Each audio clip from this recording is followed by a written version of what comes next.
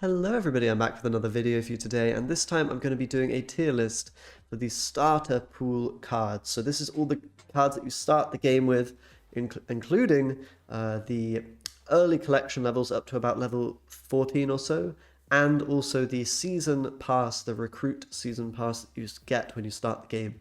So that will include all of these cards, and yeah, I'm going to base my ratings here on how strong those cards are around that sort of level and a little bit further on. I'm not going to consider pool 3 cards like Patriot when giving these ratings, so this will be just purely based on what you can really do fairly early on with these sort of cards. So with that being said, let's jump right in, shall we? So the first card we have here is Colossus.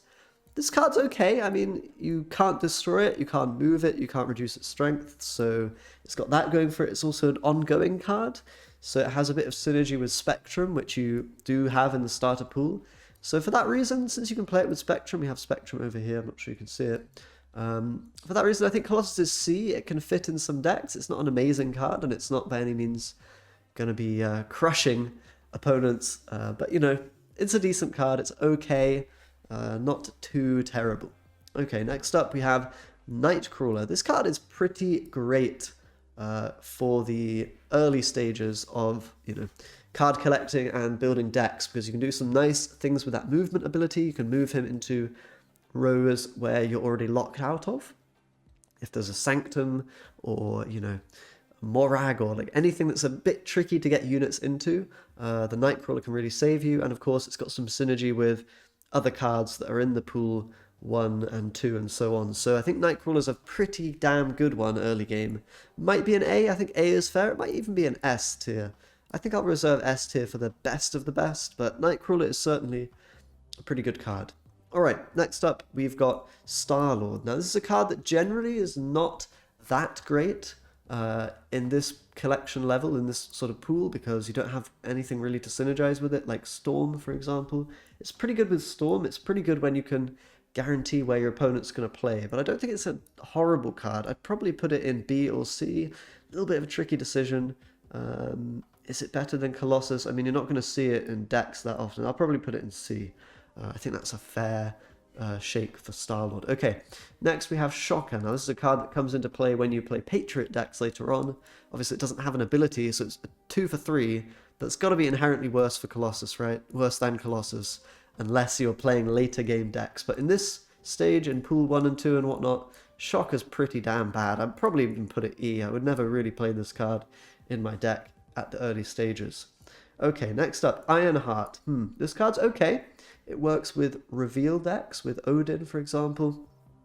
Has some synergy with that, and it's typically going to be a 6 for 3, which is okay. That's a pretty good stat line, especially when you don't have access to great cards like Maximus in pool 3 and whatnot. But yeah, I mean, this card's pretty decent. I'd probably put it in B tier. You can play it in some decks. It's not going to be too bad for you. It can even get you strength in rows where you can't play cards there anymore, which is quite nice.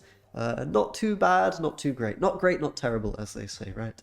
Okay, next up we've got Sentinel. This card is also pretty damn decent, especially in the early pools. You can play it with Dino, for example, and it just gives you a 2-drop every time. I think I'm not going to put it in A because it doesn't really fit into every deck, nor is it just a very good card, but I think it's fair to put Sentinel in B tier with Ironheart, sort of a conditional, good in some decks, and when it's good, it's pretty damn good kind of card. It could definitely deserve to be an A tier.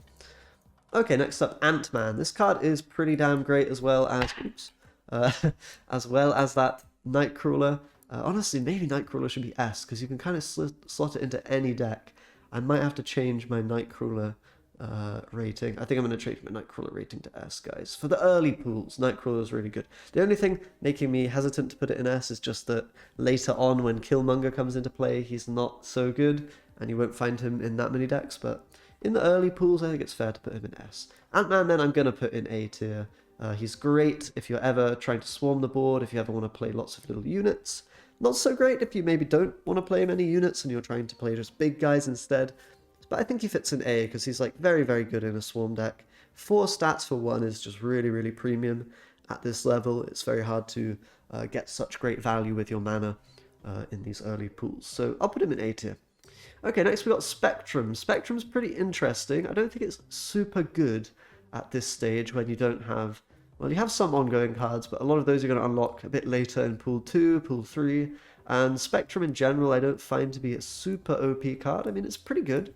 I'd probably put it into B tier along with these other fellas here, because it, it can work, and if you build your deck around it, then the card is pretty decent, but it's not sort of game breaking, nor is it just in every single deck or anything like that. So Spectrum, boosting all your ongoing units, pretty nice, but yeah, I think it's a B tier card. It's okay, but not anything to write home about. Next we have Hawkeye. This card is honestly not terrible for this stage of the game, just because it's 3 stats for 1, which is pretty okay.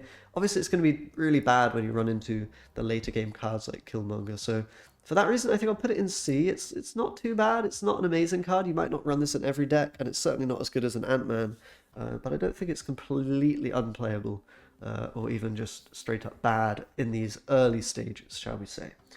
Okay, next up, Blue Marvel. This card is really a nice one.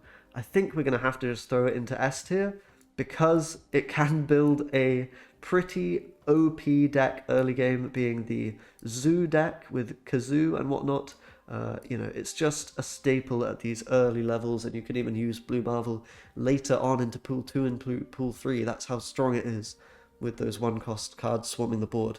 I mean, it's also just a decent card in general in terms of the value that it brings, as long as you're playing quite a few units on the board. So I think Blue Marvel deserves S tier. It's a really good card. Very strong ability, boosting all your units by 1, of course. Okay, next we got Quicksilver. This card, not very good. I'd probably put this in D tier, because yes, it comes into your hand every time on turn 1, but 2 for 1 is not very good. You're usually just going to be wasting a card, wasting a draw that could be spent on a much better card instead. So he's probably better than the complete no ability guys, because it does give you a bit of consistency in your deck, but I think Quicksilver should be in D tier. Not very good, wouldn't really want to run it usually. Okay, next we have Iron Man. Iron Man's interesting. I think, again, like Spectrum, it sometimes is working, and it's sometimes very powerful, but it does force you to play in only 2 lanes. It's kind of exploitable if you're against human opponents, potentially, and it often means you're overcommitting to a lane. It's not a bad card, though. Iron Man could be A tier. It's definitely doubling your strength in a row is very nice on occasion when you're contesting the same row as the opponent. So don't count Iron Man out, but I think I will probably put it in B tier here. Okay, next we got the Thing. I don't need to say much about this. No ability, goes in E tier. Same thing with Abomination, pretty crap. 5 for 9, I mean, it's kind of okay. You get a lot of stats for that, but I probably would rather just play other cards. You could even consider this a D tier card maybe, but I'm going to put him E because I think these no effect guys probably deserve that. Although the Hulk we'll talk about, because the Hulk, in fact we can talk about it now. The Hulk is an exception because he is actually quite efficient. 12 for 6 is a pretty good stat line, which you'll find on not that many 6 drops, even later into the pools. So honestly, Hulk is a pretty good card. I'd probably again put it B, maybe an A tier. It's an okay play if you have nothing else going for you. I'll put it in B. I wouldn't put it as I wouldn't play Hulk in every deck, but it certainly can fit if your deck is trying to do hulky things. Not a terrible card. Next we have Mr. Fantastic. So for early pools, Mr. Fantastic's a pretty great card because it allows you to get strength on all 3 rows from the get-go. I'm going to put him in A tier. It just causes your opponent to be in a bit of a sticky situation where they have to contest everything, or they at least have to put something in the row where your Mr. Fantastic's getting value. Otherwise, you just get a free win in that lane due to that card. So very nice. Also has ongoing synergy. I play Mr. Fantastic in probably quite a lot of decks in the early pools just because he's so flexible, literally and figuratively. Okay, next we have White Tiger. This card is okay. It's basically 8 stats for 5, which is a bit below curve, but you can use it to do some nice things with Odin, and it can also get you into the locked out locations where you can't play cards. Again, I think it's probably a B tier card. I wouldn't run this in every deck, and it's kind of okay with Odin. You know, it's working, but I wouldn't say this is like anything too amazing to write home about. Okay, next we have Medusa. Medusa's, again, an okay card. I could be seeing Medusa in B. The fact that you have to play in middle for it to get its value is a bit sus. At only 4 strength, even in this stage, in this pool, it's not really that good. So I'll put it in C, I think. Not really a card you want to be using if you can avoid it at this stage of things. Okay, next we have Cyclops. I'm just going to throw him in E tier. Obviously, guys, with Patriot decks, where they can buff their no effect cards, then all these cards in E tier can suddenly become somewhat a bit more playable. Probably not the Thing and Abomination, but Cyclops can go into E tier. We don't want to play him at this stage of our card collecting career. Also Misty Knight. I mean, Misty Knight is probably slightly better than these other ones because you can probably justify a 1-drop just to get an extra bit of value, but I would never really consider playing Misty Knight. It's probably worse than Quicksilver. Let's throw it in E tier. Unless you're playing Patriot, of course, guys. Let me be clear. This is for the early pools that we're talking these cards, okay? Later on, obviously, some meta decks are running these cards, but you need certain later game cards to make that work. Okay, Khazar. Very tempted to put Khazar in S tier with Blue Marvel. He's definitely an A tier at least. I think I'll put him in A tier. He's probably not quite as strong of a card as Blue Marvel, just on paper.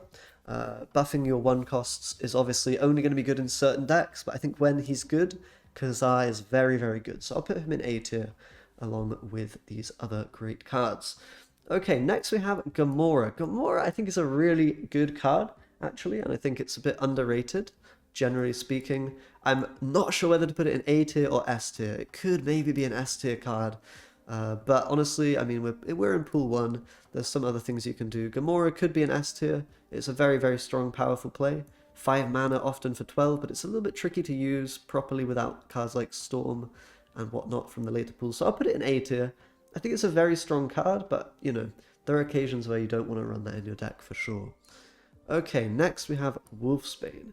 This obviously is a bit of a chonker, 7 stats, getting boosted based on your, cards in the location. It works well with Odin, potentially, and it's just a good amount of stats for 3 mana, especially at this stage of the collection. So I think Wolfsbane can go in A tier. I'm pretty happy with a Wolfsbane in my deck if I'm in pool 1 or I'm just starting out in the game. Not a bad card by any stretch. Okay, next we have Odin. Odin is also another great one. It obviously enables a whole reveal archetype to work. He's also just a pretty great 6-drop on, with even non-reveal specific deck cards. You can just play maybe Odin with a Wolfsbane and suddenly get a bunch of value in a row if you need to contest it. You could theoretically play Odin with, just Guardians of the Galaxy and stuff. You can play Odin later on in the pools. I think he deserves at least an A. It's not a great card if you're not running a reveal deck. And obviously he needs synergy to work, but I think Odin probably does deserve to be an A tier card. Next we have the Punisher. The Punisher's okay. You play him in a row that you're trying to contest with the opponent. Sometimes going to be useful. It's an ongoing card. There's some ongoing value there. And it gets +1 based on what your opponent has in the lane. If they have more units, you get more value. I think it's a pretty decent card, but I don't think it's quite on the level of the A tier card, so I'm going to put him in B. It's okay. You can definitely play him, but yeah, probably a B tier card. And last but not least, we have Jessica Jones. Now, this card is pretty damn good. I think it's probably deserving of S tier just because it's 8 stats for 4 at this stage is really, really strong. Gives you a very good power play for that mid game when you're starting out in the collection levels. So this is probably, I think, how my tier list would look. We could argue that maybe something else should be D tier, but I think this is pretty fair. Maybe even StarLord can go up a bit, maybe. But yeah, I think this is a pretty fair summary of where these cards should rank. Obviously, things change as you unlock more cards. How many times should I repeat that, guys? I don't know, but let me know what you think of this tier list, whether you agree with it or disagree. Let me know if it helped you, if you're new to the game, and check out the other tier lists that I will be doing. If they're out already, maybe they are, maybe they aren't. I'll be linking to those shortly. All right, thanks a lot for watching, guys. Do subscribe as always if you'd like to see more of my videos, and I'll see you again next time. Bye-bye.